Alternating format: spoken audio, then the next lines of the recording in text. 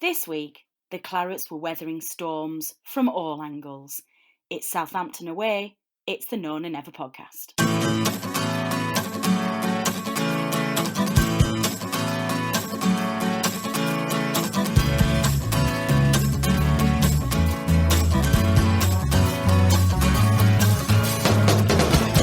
Hello and welcome to another jam-packed episode of the Known and Never podcast. We are back after the inaugural midwinter break. Obviously, we were all off last week as the Clarets and your Known and Never team all had a much-needed winter break. But this week, I am delighted to be joined to analyse the Southampton game with our good friends and panellists, Richard and Tom. Gentlemen, good evening. Good evening, Natalie. Good evening, Natalie. How you doing? Yeah, we're grand. Did you both enjoy your week off? It was a bit weird, wasn't it, not having a game? If it had been anything like Saturdays, I probably would have rather watched one. But yeah, sometimes it's nice to do something else. Yeah, what about you, Richard? I would imagine that probably coincided with a nice break from work as well, or is that timing slightly off? No, I'm actually off this week, so it's nice to get a bit of time off this week. But yeah, great win at the weekend, and I always don't like it when we've not got a game at the weekend. So great to get back to winning ways, and just can't wait for Saturday again now. Absolutely, what a change it is, isn't it? At the moment, I think we went through a period leading up to that home game against Villa where we were all getting a little bit. When it came to games, we had a horrible feeling, when things weren't gelling and the team weren't playing that well and things were going against us. It does make a difference. You don't necessarily have that get up and go, do you? I mean, obviously we'll always all be there, but you don't quite have that same sparkle and spring in your step, do you, as when you're on a winning run, which quite frankly, the Clarets at the moment are in sparkling form. And since we all discussed around January, well, not all of us, and I think Richard will very much, I think Richard was the only one actually who was like, no, we're going to win them all. We were a little bit worried, weren't we, about where our points were coming from with this running of 9 games. And we just seem to be pulling them out of the bag. So we've got loads to talk about this week. We're going to start with that fantastic win away at Southampton against a side who've kind of been on form a lot recently. They've managed to pull themselves a little bit away from trouble, and they've been in one of the side's recent one of the league's in form sides recently. We're going to look at obviously that. Two very different goals, shall we say.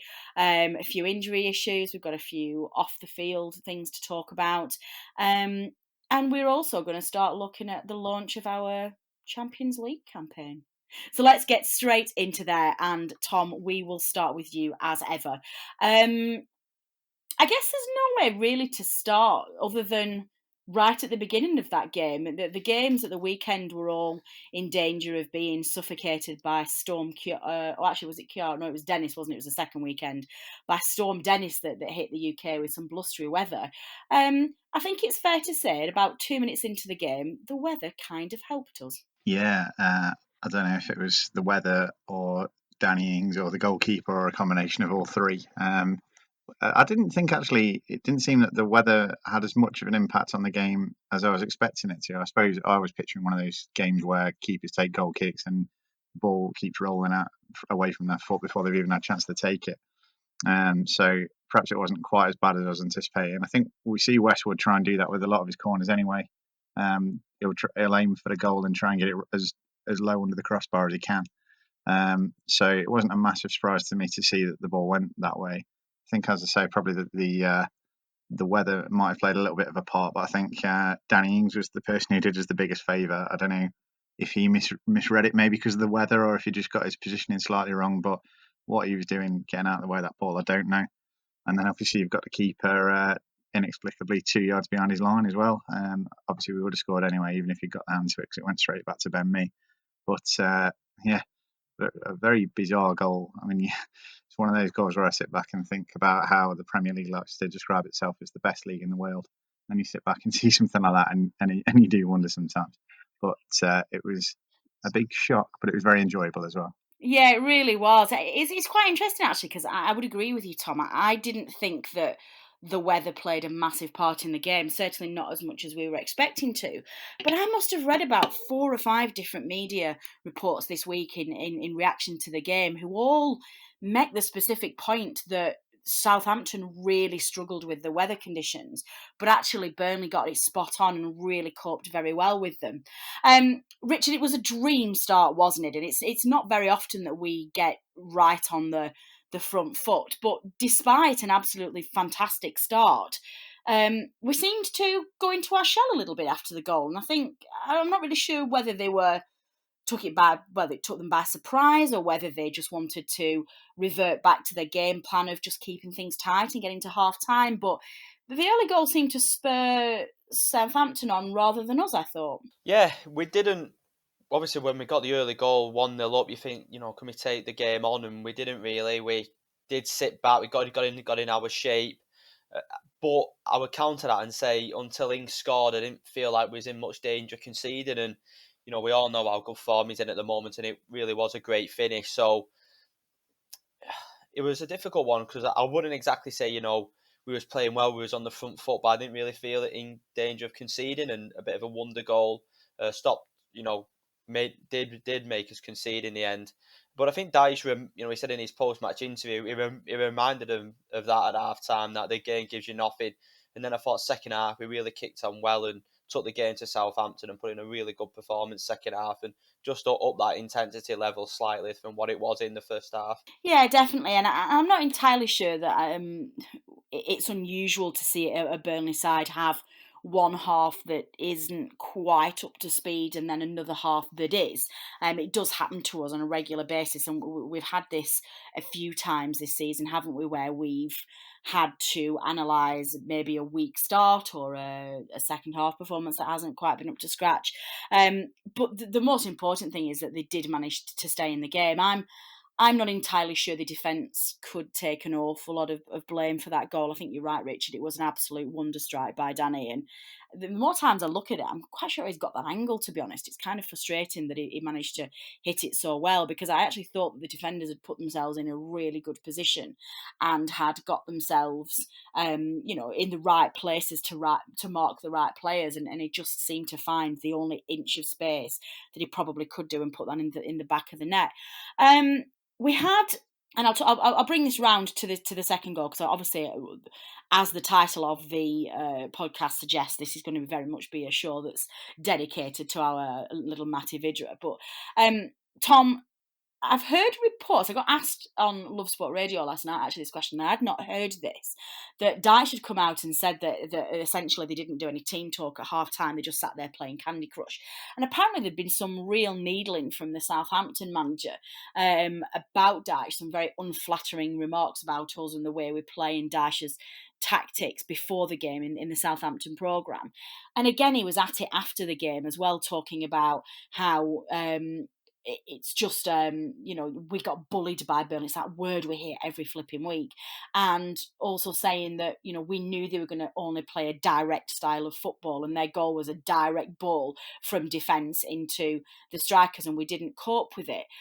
I'm sorry, but there's nothing like to dismiss that pass from Hendrick from Vidra was absolutely superb. And I'm just frustrated that more isn't being made of that, because if that had have been a big six side, if that had been Aguero passing, or just to pluck a name out of thin air or something like that, the Sky Sports would have been purring over it all weekend and talking about what an incredible pass it would be. But it just seems to have been overlooked and suggested it's just a direct Route 1 pass. Yeah, it's funny, isn't it? You saw Liverpool's winner against Norwich was a big long ball from Van Dijk, exactly the same way the striker takes it down well and finishes it well. But when Liverpool do it, it's a long pass. When we do it, it's hoofball. And yeah, I think you're right. I think there's been a bit made of it in the media. I've seen, I think Sky do some Gillette Precision Goal of the Week or something, and I saw Vidra won that. They did a bit of an analysis on the ball and the turn and all that kind of thing. So I think we've got some credit from outside Southampton. As you say, the manager wasn't very flattering. What always makes me laugh about comments like that is they always say, "Oh, we knew how they're going to play, the direct this, that, and the other." You think, well, did you not do any preparation for that? Have you not thought of a plan that's going to combat that? Because I think that's the third time I think we've come up against Hasenhuttl. We've won twice and we've drawn once. I think Southampton haven't beat us in 7 attempts now. If we're so one-dimensional, if we're so predictable, if we're so primitive, then you'd have thought a team, with the apparent qualities that Southampton have got according to their programme, they zip it around brilliantly, they go from back to front, they pass it fantastically well. You'd think if they had those strengths, they might have beat us on one of those occasions. So I think perhaps Hasenhüttl is trying to deflect a little bit of the criticism away from himself there. I think he's doing his best to, and I saw a lot of their fans doing the same thing on Twitter, trying to perhaps make themselves feel a little bit better about the fact that they can't get anything off us. Yeah, I know, and I'm going to wind poor Richard up now all the time because he does shake his head at me and just says, Natalie, stop reading the press, stop getting yourself wound up about it. But it's every single week. It's like the fans again, as soon as we beat them, we get the whole Brexit football and anti-football, and I'd rather get relegated than watch that rubbish every week. I just think, no, you wouldn't. You keep, Tom, you're absolutely right. We keep seeing these fans and these players who talk about how that they're playing brilliant football and they had all the possession and they had all the chances, and we absolutely we run you off the park and you didn't deserve to win that game. And you just think, number one, learn how to beat us, and number two, at some point, if you are still in 17th, 18th place, you're going to be calling for the likes of Allardyce to come and get you out of it, who play that exact type of football, the defence football, and the tightening up at the back and making sure that before anything else you don't concede those goals. And it winds me right up. But Richard, I know I was going to come to you next and you're going to shake your head at me, but let's not concentrate on that, and let's not concentrate on the shade thrown at poor Hendrick for that goal. On a scale of 1 to 10, just how absolutely delighted were you for Matej Vidra? Oh, yeah, 10 out of 10. It was fantastic. I've got to hold my hands up. I was really close to sending a tweet out saying, what's Vidra doing? He's done nothing. I can see why Dyche hasn't been picking him. I think a lot of people were thinking that. And then it just seemed to give him so much confidence. It just literally come out of the blue. I didn't celebrate for a couple of seconds because I was almost astonished at what had just happened. It was just a fantastic, great chest control. The awareness to take that touch away from Walker Peters and then just, a fantastic finish. It just shows that, for me, I don't want to sound too pessimistic. I'm not going to get over carried away and say Vidra's the be all and end all and he's the saviour and everything like that. I still think our best front two at the moment, if fit, is Wood and Rodriguez. But he's certainly proved that going forward this season and into next season, he can be a valuable member of the squad. And, to see his celebration afterwards, it did, it showed how much it means to him. Then all the players, you could genuinely see that they was, happy for him. I think, he's a player that he comes alive around the box. He's got, he's technically very good. He's obviously a good finisher. It's just about us getting enough quality ball into him. And, I've been a critic of Hendrick on here, but I think the last few games he's definitely picked up his performance, and it was a fantastic pass, great vision, great run from Vidra, and like you said, just a great bit of skill and a finish. So, hopefully he'll get a decent run of games. Now he definitely deserves to start against Bournemouth, especially if Wood is out. And I think hopefully a game where we're going to be on the front foot, getting the balls into the box, creating chances. Hopefully he can get a goal and carry on that good form. Yeah, definitely, and he's probably gonna end up having a little bit of run in the squad anyway, with both Wood and Barnes being on the injury table at the moment. There is no word yet from Chris Wood as to the extent of that injury. We just know that he was brought off quite early on as a precaution. It looks like he's done his hamstring, but not fully done it. It looks like he pulled up a little bit and they took him off. They think they've got him off early enough that he's not going to be sidelined for too long. But Tom, Richard's quite right. I agree. I think our best front two at the moment is Chris Wood and Jay Rodriguez, and I've been genuinely loving how that partnership has been flourishing. But let's assume that Wood is going to be out for, say, 3 weeks, for example. What do you think we need to do as a side to adapt our play facing a front two of Vidra and Rodriguez? Or do we need to put 5 in midfield and just have Jay up front on his own? How are we going to handle not having Wood or Barnes in the squad for a few games? I think what you get when you've got Vidra and Rodriguez up front is there's a bit more running into the channels. There's a little bit more pace and flexibility up front. So on Saturday in the second half, when it was Vidra and Rodriguez up front, it's not as if we're pinging long balls for Vidra to win, on the head. Maybe if we're pressed, if we're clearing our lines, we were doing. But the goal we scored was a long pass, but it was a ball into his chest. It wasn't one for him to go up in the air with the centre half. And you saw quite a few occasions in the second half where we were getting around them, we were getting in behind them. There was that point where Taylor had that pullback where Hendrick didn't gamble at the far post. Things like that. We're capable of playing different styles if we need to, I think. When you've got Wood and Barnes playing, obviously it makes sense to play the ball up in the air to them because they're good in the air. It's not something that a lot of Premier League teams are necessarily equipped to play against. But I don't think it's going to be a case of if we start with Vidra and Rodriguez next week, we're going to spend 90 minutes thumping balls at Vidra's head and he's not going to win a single one of them. I think Rodriguez is capable of doing that job if he needs to. But especially, the next game we're at home to Bournemouth, you'd expect us to be on the front foot a little bit more. You'd expect us to see a little bit more of the ball than we did on Saturday. I think we're more than capable of playing through the lines a little bit. I think Vidra will run the channels, Rodriguez will run the channels. They'll help the wingers out a little bit. They'll come a bit deeper, especially than Wood does. So we'll have some options there. I'm not worried about us mixing up our style, and I'm not worried about Vidra. If we have to play him for 2 or 3 games, I don't think we're going to have to change the formation or anything like that. I think he's well aware. He's got the Euros on the horizon in the summer. I think he's on a bit of a knife as to whether or not he's going to get in the squad. So I think we saw on Saturday that he really wanted that chance. All the lads are happy for him to have that chance, and I think that we could be confident that he would be doing his very best to take it. Yeah, absolutely. I've got to say it's been a long time since I've had that level of just happiness for a player scoring a goal. I mean, obviously, I'm always delighted whenever Burnley score a goal. That goes without saying. But we know how long Vidra's had to wait. We know how patient he's had to be. We've known he's had crosswords with Dyche every now and again. He's made decisions to come out in the press at home and criticise Dyche's decisions.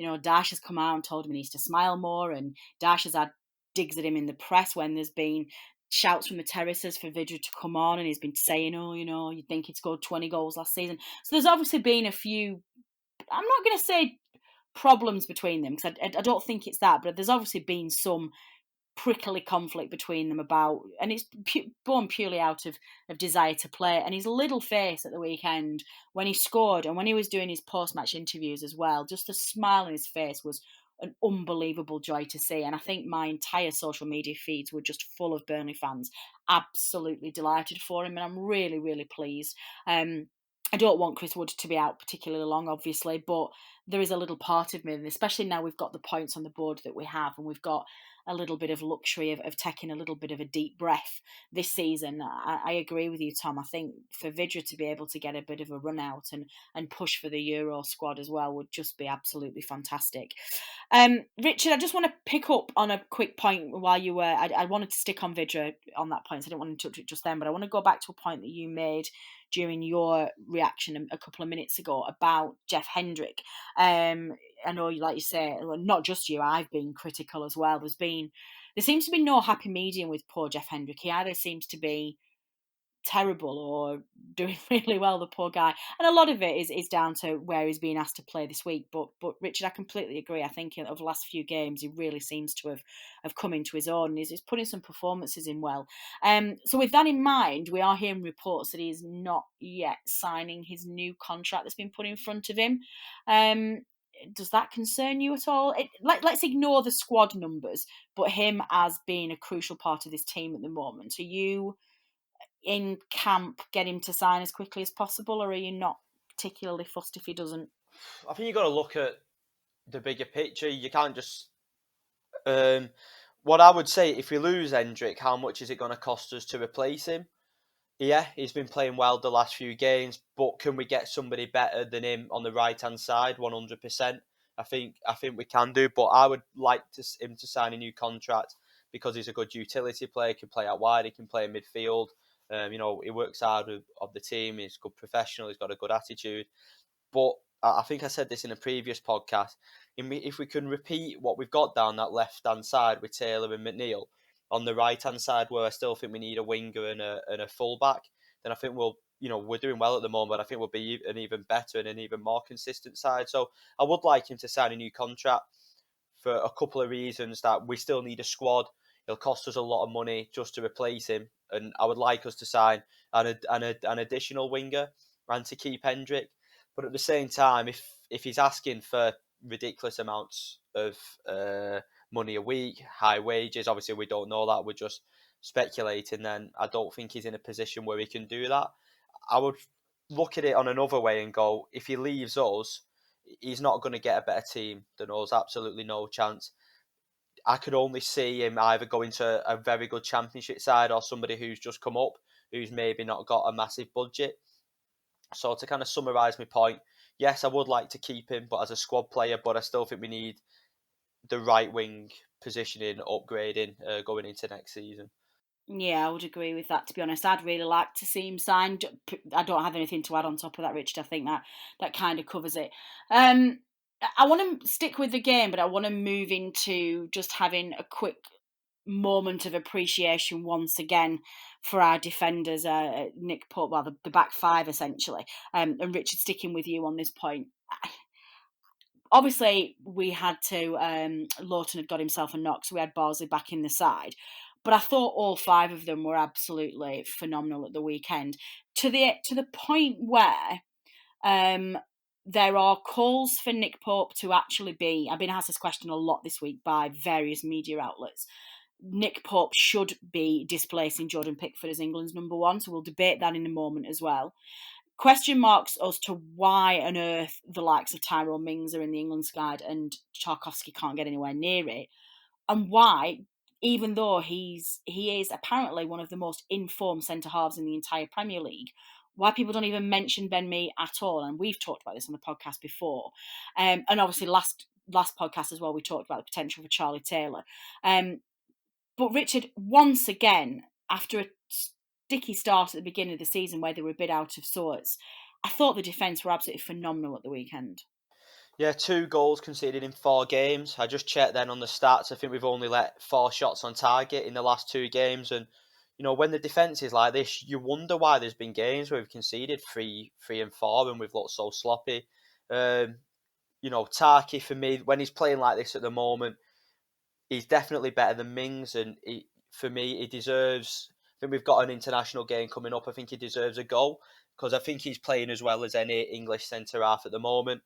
I'm going to go back to Taylor. I think he definitely should be in the England reckoning. He's getting better all the time. He's getting better defensively.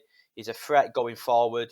Twice we nearly scored from him getting down the left and probably should have at least scored one. I know he mentioned me in the England reckoning there.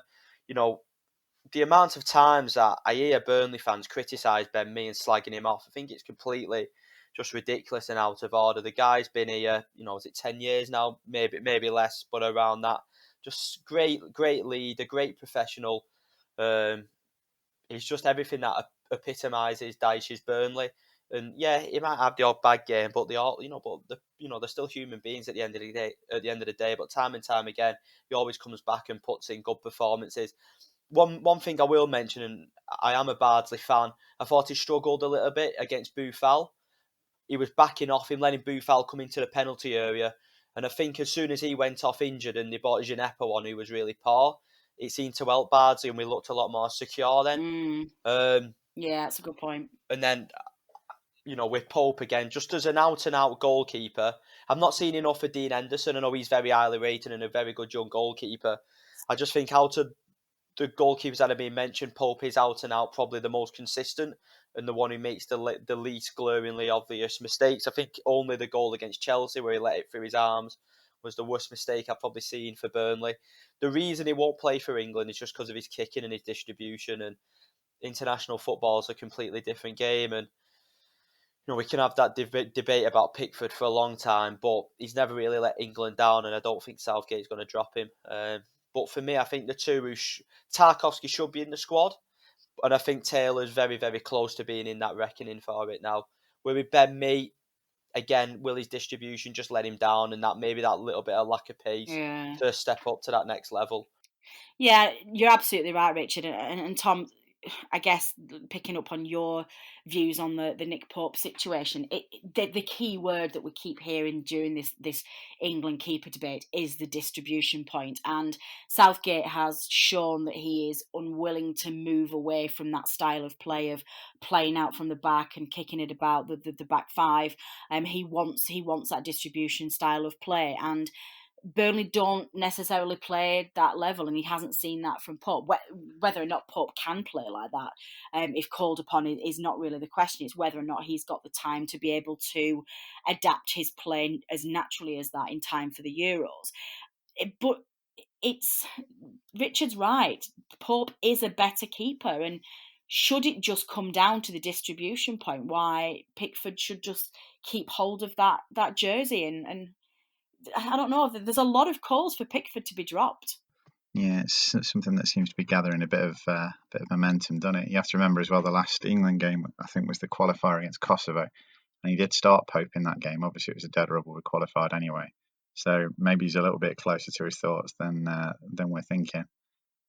I think it's going to be something that Southgate is going to be really scrutinised for, because I think ultimately I do think he will start with Pickford in the Euros. And I think you could perhaps argue that in the group games, for playing the smaller teams, it's more important that he's there for the style of play and to keep possession and that sort of thing. I think what worries me is that when we get further in the tournament, we start playing some of the big boys, and we need to do a bit more defending. You know, he's far more prone to a clanger than either Pope or Henderson, as Richard was saying. I can only remember that one against Chelsea for Pope, and Henderson had that one. He let it through his legs against Liverpool, but other than that, I've not really seen anything from him, mistake-wise. So yeah, you'd have to be worried about that once we get to the highest level, and it's probably something that Southgate will have to be very careful with, because I think he will get a lot of criticism if he sticks with Pickford and he does make a mistake. Having said that, I have said on here before, I don't think Pickford has let England down when he's played for England.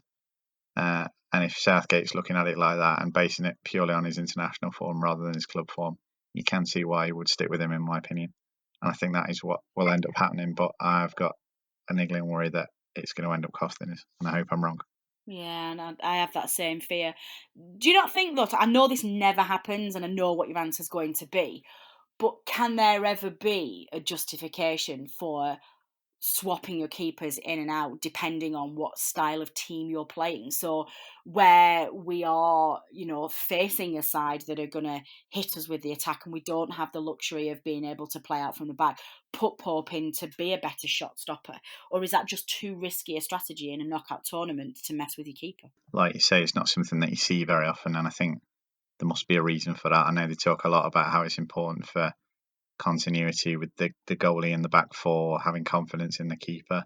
Maybe we'll see a bit more in the friendlies leading up. If he's a bit more willing to chop and change them, maybe that'll indicate that he is thinking about going down that route. But I think it's something that managers do very rarely, and I think there's probably a good reason that they don't do it that often.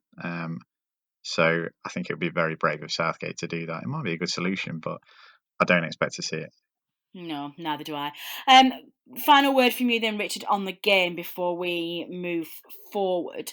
The only other talking point really from the game was, which seems to have annoyed Southampton fans particularly, is the penalty shout against Ben Mee. Referee didn't give it. VAR decided that it wasn't a clear and obvious error enough to overrule his decision. I genuinely don't know what we're doing with penalties anymore. I don't want to see it given, but I've seen lesser handballs given as penalties this season and lesser handballs overruled by VAR. So we don't need to go into the endless debate that we've got about VAR and inconsistencies and unfairness in this league. I guess just a very quick summary from you. Do you think that was a handball? Do you think we got away with one there? No, when I seen it live, I was a little bit worried because he did look like he moved his arm to the ball. When I've watched the replay back again, his arms are by his side. The ball's come from the attacker's crossed the ball from pretty close to me. He's crossed it at some speed. Like I said before, his arms are not in an unnatural position. So yeah, I think the correct decision was made, and it's one of them. I suppose that opposition fans, we've done it before, where you just you know you've not played well, and you look at blaming other things, a referee, VAR, whatever. But yeah, no, not a penalty for me. I've got to say, like, they don't often get credit. I can't really remember the referee making that many bad decisions. I thought he had a pretty good game, to be honest with you, and I thought the process of VAR was quick for that penalty. You know, they wasn't looking at it for ages, a few times. No, it's not handball. Get on with game. So I think that's the way VAR should be used. Agreed. Completely agree. Good points. Before we move on then, Richard, I'm going to ask you for your man of the match. I think it was one of those team performances where no one really stood out. I'm going to give it to me. I know Vidra scored the goal. That's 100% the moment of the game and one of the best moments of this season. But yeah, I'm going to go for Ben Mee. I thought he was brilliant throughout. Yeah, his distribution was good. So yeah, Ben Mee. Excellent. Yeah, good choice. Tom, who was your man of the match? Yeah, hard to look past Tarkowski or Mee for me. I thought they were both excellent again. You have to pick one then. Not men of the match, I've got Tom. to pick one. Well, I'll say Tarkowski then. I'll mix it up. Honestly, I'm getting some right politicians on our podcast these days. You're sitting on the fence. Okay, well, I'm going to do it. I'm going to vote with my heart, and I'm going to give it to Matej just for the moment of the game. As given that you guys have given the right men of the matches to either Tarkowski or Ben Mee, and given that we are dedicating the show to the delight that is Matej Vidra, I am going to give it to him just for his sensational goal that gave us all 3 points and propelled Burnley Football Club temporarily into 10th in the league. We now finish the weekend in 11th. We are on 34 points with 26 games played. We are sitting 11th in the league and we are 10 points clear of the drop zone. Now, we've talked quite a lot on this podcast about us needing, I still think this season you're going to need north of 40 points to survive this season. I think you might even need 41. So 2 more wins and that should be us done. And we're only in February. So I'll certainly look forward to us being able to relax a little bit in the second half of the season. But that second half of the season has taken quite an interesting turn. And we are, of course, talking about the sensational news this week that Manchester City have been found guilty of inappropriate financial fair play rule dealings and some dodgy goings on there with their transfer dealings. And they have been banned from European football for 2 seasons, which I knew there was rumours in the press and I knew that there was something coming, but my jaw legitimately hit the floor when I read that news. I thought it was incredible. And now because of that, and assuming that Manchester City don't completely throw their toys out the pram and just don't bother showing up for the rest of the season, assuming that Manchester City finish in the top 4, 5th place this season will get a Champions League spot. Richard, do you fancy Burnley going for the Champions League spot? And this may sound like a ridiculous question, but on Sky Sports over the weekend, they had the banners all across the studio with the race for the Champions League, race for 5th, and Burnley were in there. How ridiculous is that? Wouldn't it be amazing? Getting to the Europa League was one thing, but getting the Champions League would be something else. I think that's even for the most optimistic of Burnley fans, and I'm pretty optimistic myself. I think it's a little bit out of our reach, but the Europa League's well in our reach. If it, I can see this one going in the courts for a long time with City and appealing it. So even if it does stand, will it stand this season? Will it apply for next season? But let's just go on the basis that 8th will get in the Europa League this season. We've got a real good chance. I know we went down to 11th after the weekend's results, but we've got some good fixtures coming up, some good home games. We're playing well away from home. So yeah, why can't we get back in that Europa League? I'm getting married at the start of August, and I've said to my fiance, if we get into Europe and we're delaying the wedding, last time. Last time I only went to Aberdeen. I didn't go to Olympiacos or to Istanbul, and I regretted it. So wherever we go abroad this season, especially on a plane, I'm going. So I've told her that. But fingers crossed. I completely agree. I think out of none and ever, I think most of us went to the Aberdeen game, but I was the same as you. It was quite difficult because it's right in the holiday season is August, and not knowing where you're going to get drawn. And then we were quite unlucky in that we had the away tie was always first. So we'd find out the week before where we were going, and just trying to get time off work for me was impossible. All of the people I was working with were already off, and so I didn't go to Olympiacos or to Turkey either. But obviously Tom went because he was our postcard from segment at the beginning of last season, which is obviously what introduced our listeners to Tom. So you'll have to hold our hands and take us on a European tour. Tom, I think obviously we do say this with a bit of a tongue in cheek. I think even to get to fifth and have to beat the likes, finish higher than the likes of Sheffield United, Manchester United, Wolves, Everton, Arsenal is a bit of a pipe dream. But suddenly, like you say, with the Europa League going to eighth, I mean, Burnley and Arsenal in 10th and 11th are on 34 points, and Everton and Wolves are only on 36 points, who are taking up kind of joint 8th place. There's only one goal between them. And we're only 4 points behind United in 7th. I mean, we genuinely have something to play for now, the second half of the season, and not just getting to 40 points and taking our feet off the pedal. Yeah, if you'd said this after the Villa game, someone would have looked at you like you had two heads, wouldn't they? It's took a really good run of form to propel us into the position that we're in now. But the way the league is, you only need to put a few results together and you can really fly up the table, as we've seen.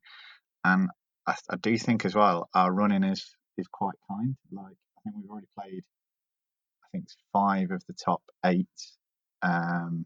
Maybe 9 if you include Wolves. I think we need to play Wolves and Spurs at home, Man City and Liverpool away. Obviously, they're pretty much write-offs. But other than that, our fixtures don't really look very difficult. They all look like we could get something out of them. I think a lot of it is going to depend on the mindset of the manager and the club. Obviously, there was 2 schools of thought last time we were in Europe as to whether or not it was a good thing. Obviously, from a fan's perspective, I think most fans really enjoyed it. As you said, I went to Istanbul and Athens and had a fantastic time. It's something that I never thought I'd ever get a chance to do, watching Burnley, and I would absolutely love us to be able to do it again. But I think it certainly had a detrimental effect on us the first half of the season, and I do wonder if we keep the good form going in the next couple of weeks. I mean, I fancy us to win on Saturday against Bournemouth, then we're on 37 points. Then we're pretty much all but safe at that point if we do win a couple more. I wonder if then the manager will be more thinking about taking the foot off the gas a little bit and preparing for the summer. And I wonder how desperate the club is to get into Europe. I don't know if it's the same kind of desire the fans have got for it. So if we carry on the form that we've got a kind run in, we've got every chance of getting in the top 8. But it's whether we've got the appetite for it, I think, more than anything. Yeah, I think that's a really good point. It does worry me a little bit, and I think it doesn't feel like the club's ready yet. That said, would we have learnt? Would we have more experience from the first time? Do you think that's a fair, not necessarily criticism, Richard, but do you think that's a fair concern? Do you genuinely think that Dyche will not relish another European campaign, or do you think he'd think, no, actually, we've done it once, we know what we're doing this time, we can go for it this time? I'd like to think that Dyche and the club learnt from the mistakes. I think we chopped and changed the team too much, and I think what that ended up doing was destabilising the start to the Premier League season with all that chop and change. I think. So I think from my personal point of view, I look back and I don't think I enjoyed it as much as I should have done, or I didn't take it in. Even my focus was on the Premier League too much, and that's something, from my point of view, if we are ever fortunate to get back in there again, I would enjoy it more. The only thing, what I would like, not just Dyche, I think, again, we're getting into one of my biggest criticisms when we come 7th was that was a really good chance when Burnley was, what's the right word? Where Burnley was attractive for players to come to. We're in in the transfer window. Yeah, You're right. in the transfer window, and I think we really missed missed a trick there to get more players in. So even if we don't come in Europe this season, I really hope we bat Dyche. Burnley's in a good position. I would find it very, very difficult from a fan's point of view when you're looking for the club to progress and be as good as they are. Where if they wouldn't want to get into Europe, that would really, really grate on me. But would it surprise me? No. I think if so I don't know. I would just love, it'd be fantastic if I was just so gutted we never got to the group stage. That'd be absolutely fantastic. I think, when Wolves have shown it, don't get me wrong, they had a bit of a bad start to the season, but they played the strongest team in Europe. They got through. And then by the time you get through to the group stages, the games don't come as regularly. And by the time the No, they group don't. stage finishes, you have a break from like November till February anyway. So, Yeah, you're right. yeah, I think my 2 points are, me personally, I'd love us to get back into Europe. And I think we should attack it. We should go for it. And it gives us an opportunity again to make the club attractive for players to want to come to Burnley. Players want to play in Europe. They want to play at the highest level that they can do. Yeah, exactly. And I also think it would be a nice reward as well. One of the mistakes I'd like to see Dyche learn from the first time is the players that got him to Europe didn't always get to play in those early stages. He did start to try and swap the teams around and play some of the fringe players. And it's like I'd quite like to see the likes of Tarky and Ben Mee, Nick Pope really getting a go at Europe and being able to show that they've played in the Europa League. I think that's certainly something that I would encourage anyway. Richard, sorry, did you want to just come in on a final point on this? Yeah, just a final point about, I know we mentioned Europe. In it, now we've got ourselves in this position, and you look back at that Norwich game, isn't it a shame that we're still not in the FA Cup, where we could have really had a Oh good go at God, it now. yes. I was talking Yeah, to this with my friend today, and what a real shame it is. That imagine the excitement we'd have now if we were in that last 16 tie away at Tottenham. yeah, I know it'd be a tough game, but getting back to Turf Moor for a replay, chance of getting to the yeah. quarterfinals, it's something that now we've got ourselves in this position. I'm more upset that we lost that Norwich game now than what I was at the actual time of it. Same. Yeah, same. Listeners will be so bored of me talking about FA Cup runs because every single season I'm like, I want to go on an FA Cup run. I want to get to the FA Cup final. I want to win the FA Cup. And those seasons where I kept drawing City away was just like, oh, come on, are you having a laugh? But yeah, no, Rich, I completely agree. Especially now that we are in the position that we are. And actually, I thought we were relatively comfortable by the time we played Norwich as well. It was just one game a bit too far. The lads looked tired and they looked like they were just didn't quite have it in them. They just played a couple of really tough games, but and I think Norwich played better than we thought they were going to do. I don't think any of us thought Norwich were going to concentrate on the cup. So maybe we underestimated, well, not maybe, we definitely underestimated how they would play as well. But I'm genuinely gutted as well. So with that in mind, upcoming fixtures. We've got Bournemouth and Newcastle to close out February.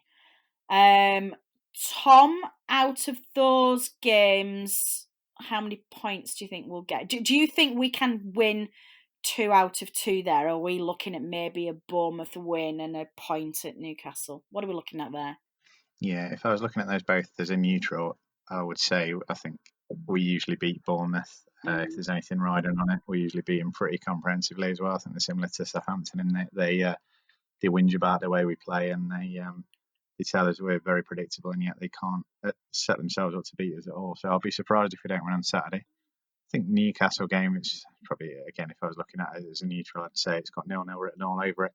And the game at the turf is quite similar. I think we just nicked a goal from a corner, and other than that, nothing happened. But I'd take a point from that. So if it's a similar game and it's a 0-0, I'll be happy with that. It'd be a good point. Excellent. So that then puts us on 38 points. Richard, we then start March, like you say, with a home tie against Spurs and an away trip to Manchester City, albeit these are now potentially not looking as difficult games as they were. We found out today that Son is now going to be out for the rest of the season, so good old Jose has been whinging today about he has absolutely no attacking threat throughout the entire club, whether that be on the bench or on the pitch. So given the 5 goals that they put past us down at Christmas time, down at Spurs, I'm quite happy to hear that. So you never know, at home, we might be able to get a point out of that. And quite frankly, Manchester City, I imagine, won't want to be really asked to play for the rest of the season with everything that's going on. And interestingly, the week that we play City away is the same week. On the midweek after that, they have their Champions League game. And I would imagine that the Champions League is probably the only competition they're going to be particularly asked about playing in this season. So you never know, they may not be as difficult as they first thought. But Richard, after that, as Tom said before, our fixtures look good. We've got Watford at home, Palace away, Sheffield United at home, West Ham away, Liverpool away. Let's just write that one off. And then the last 3, Wolves at home, Norwich away, and Brighton at home. Now, I'm looking at those fixtures and I genuinely think we can get to 50 points this season. Is that ambitious? No, definitely not. We need another 16 points from where we are now to get to 50. I know. I agree with Tom going back to the Newcastle game. I wouldn't mind a point, but they've been playing poor recently, and the only points they've got recently were against Chelsea and Everton. I don't know how they got 4 points out of those games. So I don't see why we can't get 6 points from these next 2 games. Tottenham at home, yeah, it will be tough, but you look at the 2 players who were caused us the most damage in Kane and Son when we went down there, and they were still riding that crest of the wave when Mourinho come in. Even though it was a tough afternoon for us, you got to fancy us at the turf, and yeah, we've got some decent games coming up. City away, you just don't know. Normally we get battered there, but it could be a different City team with what's happening in the league and with the Champions League games coming up. So yeah, well, I don't know where 50 points will get us to by the end of the season. I don't know how many points we got the season we come 7th, to be honest with you, without looking it up. I'm sure Statman Dave would know about that. But I'm pretty confident that, I said it on the last podcast after we drew against Arsenal, we can really start to look up now. And even if we don't get to Europe, I think getting a top half finish would be absolutely fantastic. I said at the start of the season before a ball was kicked, we'd come between 9th and 13th. And I still, we could come 8th, which would be great. But I think, yeah, I'd like us to say, I'm going to say we're going to come top half, just hopefully. I'm just not sure where. Yeah, I think that's probably right, actually. I think I've always said I wanted us to get to 50 points, but I want us to get there season after season and not necessarily have a spike one season and then fall off the season before. It was 54 points that got us 7th in that season, but that was a season where 36 points got you survival. So when we finished in Europe, it was 54.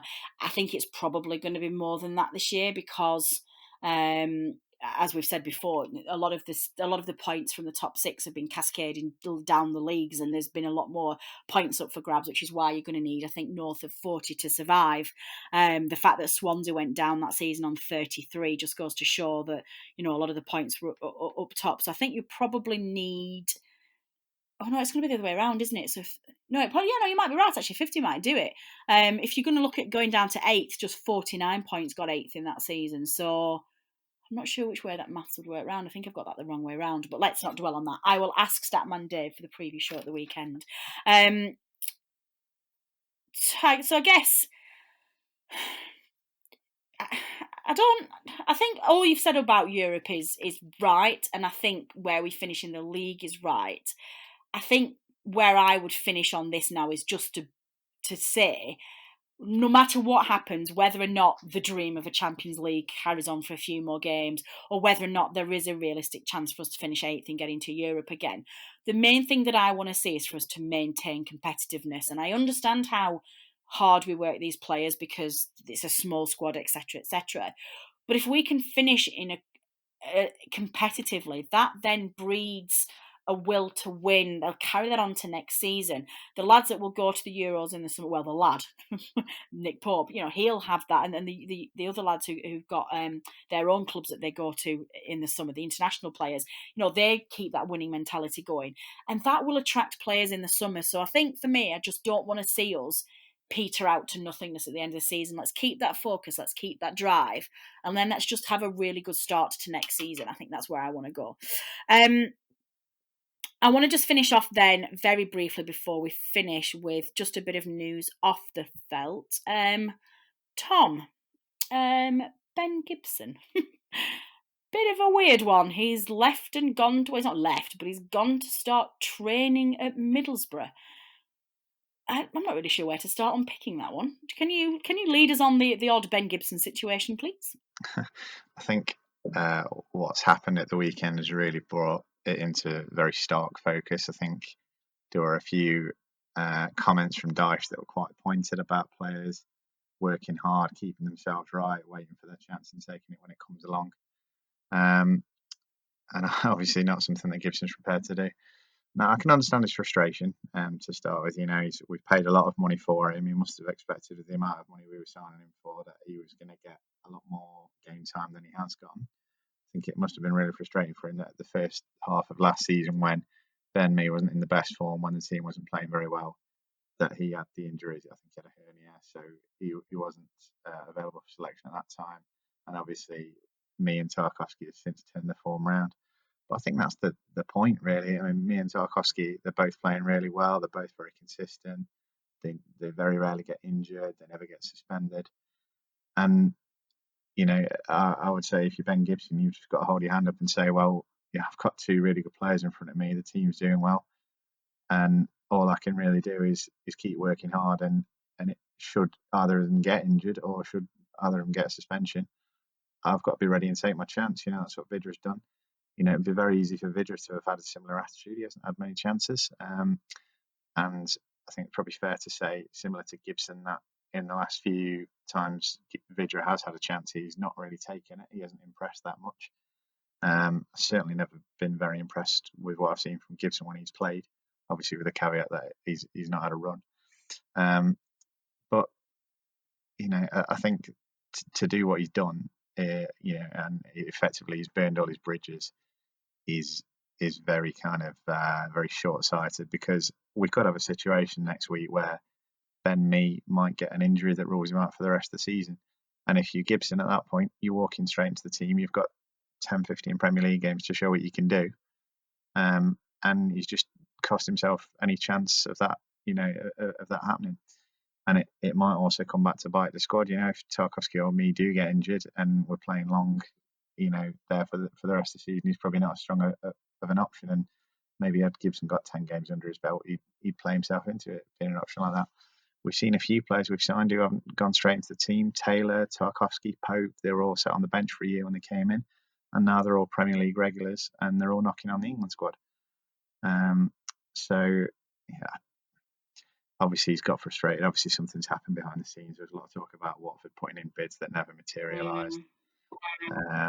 And obviously there's obviously been some sort of confrontation, which is why what's happened has happened. But for me, it's really, really disappointing to see. And I think if that's his reaction, if that's his attitude, then we're probably better off without him. And I think Dyche will very much be of the same mindset. Yeah, final word for you then, Richard. Is there any way back for him, or do you think it's inevitable now that he just goes in the summer?